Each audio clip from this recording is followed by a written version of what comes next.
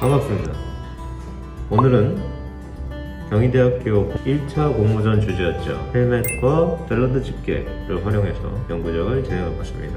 일단 채색을 할 때 저는 이번 그림 같은 경우는 크게 퍽퍽 치는 것보다 형태에서 생기는 섹션, 그리드 라인에 집중해서 들어가 봤습니다. 형태의 결을 잘 파악하면서 붓터치로 그 결을 살려나가면서 혹은 강조하면서 그림을 진행했죠. 그렇게 했을 때 생기는 이점이 색의 변화값에 대한 가독성이 굉장히 좋아집니다. 그러면서 색의 변화 라인들이 되게 자연스럽게 처리가 되기 쉽고 잘 읽히게 되죠. 어떤 색을 쓰더라도 자연스럽게 연결되기가 용이해서 붓의 결을 살려나가면서 형태를 잡아나가는 그림을 진행했습니다. 그렇게 됐을 때 형태가 굉장히 단단하고 정갈해 보이기 마련이라 자칫 형상이 뭉글뭉글해질 수 있는 되게 자유곡선이 많이 들어간 소재이기 때문에 이런 필드를 활용해서 형태의 단단함을 이끌어냈습니다. 소재 자체가 안전모이기 때문에 딱 쳤을 때 텅텅 하는 소리가 나는 느낌이 들어야 이 재질에 대한 이해도가 굉장히 높은 상태에서 표현됐구나 라는 생각이 들 수 있기 때문에 그런 것들을 표현하는데 저는 붓터치의 결을 많이 활용하면서 진행했습니다. 그리고 반대로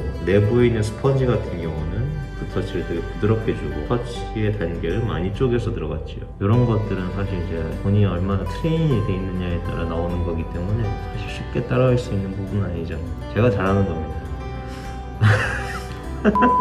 약간 그렇게 어려우신 분들은 그냥 이제 좀 그라데이션을 좀 밀면서 명도만 잘 맞춰도 충분히 괜찮긴 하죠. 다음 샐러드 집게입니다. 샐러드 집게 같은 경우는 처음에 그레이 톤이나 무채 색감으로 쭉 밀고 들어가기보다 주변에 색감이 들어가는 요소들이 많기 때문에 비치는 컬러 값을 갖는 부분을 먼저 표현을 하면서 들어갔습니다. 저렇게요. 주변에 있는 사물들을 비치면서 반영되는 색깔들을 이용해서 묘사로 먼저 치고 나가면서 진행을 하고 그런 것들이 전반적으로 정리가 되고 조율이 된 이후에 어두운 톤, 어둠을 가지고 색감들을 자연스럽게 정리하고 단단하게 다져주는 순서로 좀 작업을 했죠. 처음부터 쭉 밀고 들어가게 되면 톤이 되게 단조로워서 저렇게 크게 대비감 있게 들어가는 소재가 되게 재미없게 형성될 수 있기 때문에 보기에 좀 지루해지겠죠. 그래서 처음에 좀 묘사를 하면서 표현의 재미를 만들어 가면서 톤을 잡았습니다. 그랬을 때 자기가 이 정도 어둠이 들어가도 이제 형태들이나 표현들이 좀 정리가 되는구나 라는 것들을 좀 눈으로 봐가면서 할 수 있기 때문에 되게 이제 좀 절제하면서 그릴 수 있죠.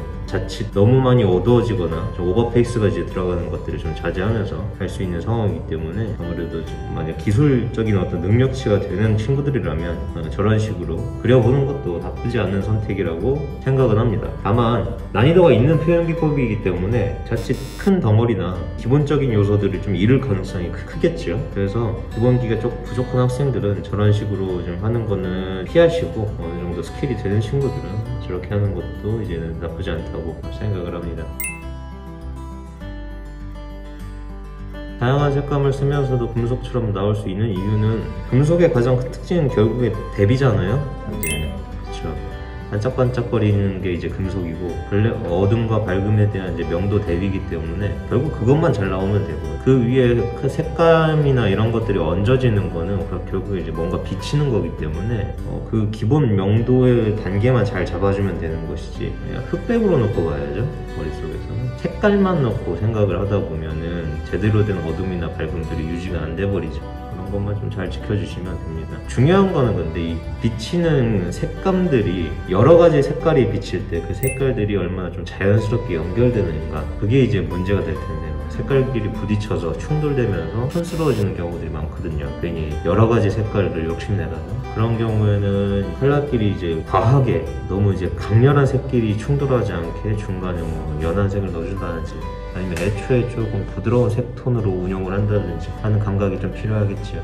그렇게 해서 이제 톤이나 컬러가 좀 풍성하게 우리가 이제 제시된 소재 보면은 헬멧의 빨간 부분 외에는 색이 별로 없어요. 무채색이나 색이 있더라도 굉장히 어두운 톤이기 때문에 약간 이런 식으로 반영값을 이용해서 색조를 좀 풍성하게 만든다든지 하는 게 굉장히 좀 중요합니다. 결국엔 그림 한 장 자체가 보이는 거기 때문에 그리고 우리가 시각적으로 딱 한눈에 강조돼서 들어오는 건 결국 컬러거든요. 앞에 있는 금속들은 어둠과 밝음에 대한 톤 단계를 굉장히 좀 강하게 들어갔다 치면 이런 거는 약간 뒤에 있는 거기 때문에 밝음을 남기더라도 편한 톤이라도 한번 깔아서 들어가는 게 좋죠. 이 집게 같은 경우는 거의 뭐 무채색, 그레이 톤은 사용하지 않았습니다. 색과 색끼리 조색하면서 생기는 자연스러운 무채색 이런 것만 좀 활용을 하고 그레이 톤이나 블랙, 화이트 이런 거 전혀 안 썼죠.